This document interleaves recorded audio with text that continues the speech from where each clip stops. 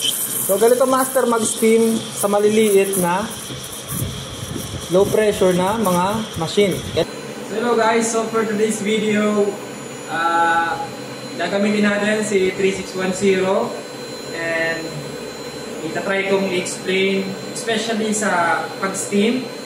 Even though hindi kayo naka 3610 or naka Gemini model or brand, sa mga low pressure na espresso machine like mga Prevail, basta mga ganitong klaseng maliliit, para sa inyo to. So sana makatulong, especially pag nag-steam na tayo ng gatas.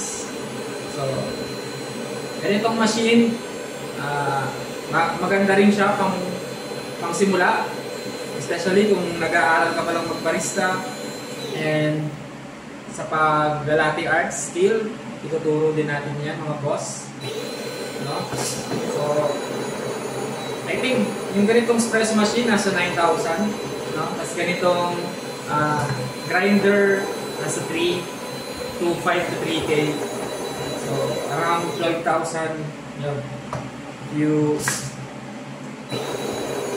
gusto mo talagang maging pro barista, makapag-practice, bilhin na master. Para sa inyo to, hintayin lang natin na makapag-extract tayo. Okay? Unang tip, gatas, kailangan di malamig pag gagamit kayo ng low pressure na espresso machine. Yan ang unang kailangan nyo malaman. No? So, pagka kasi hindi malamig, mas mabilis tayo makakapag-froth. Pag malamig, mas matagal. So, hindi required yung malamig para sa akin sa espresso machine na maliit or low pressure. Hindi required yung malamig na gatas. Kasi low pressure naman siya, matagal siya bago uminit. So, kung malamig yung gatas, mas matagal siya lalong iinit. Pero pagka hindi malamig yung gatas, mas nakakaikot ng maayos yung gatas at konti lang yung segundo na bubulin para makapag-create tayo ng magandang microfoam and texture. Rock!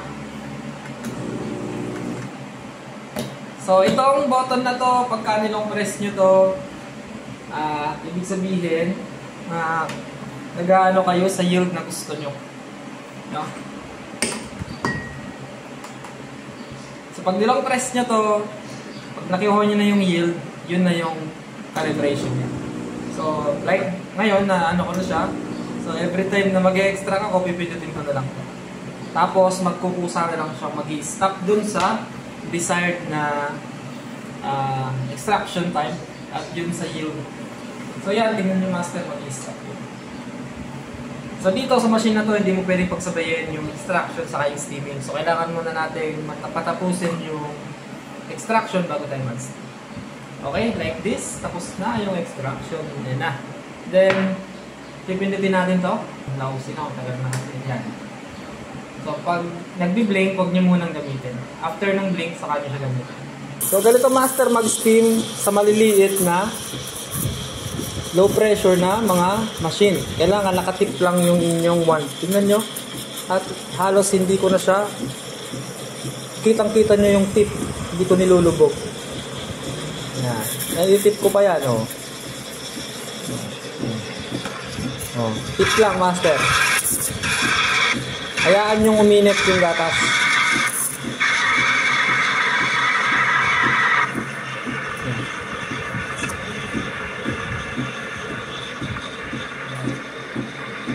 Hanggang sa iikot na yan. Ayan. Pag umiikot ng ganyan, yan, sa kanya palang ilubog ng konti at itilt yung inyong, yan, pansin nyo? Pag okay na, patayin nyo na. So yun lang mga master. Maraming salamat sa inyo. Sana nakatulong yung mga tip natin. Ayan. And God bless you all. Sheesh!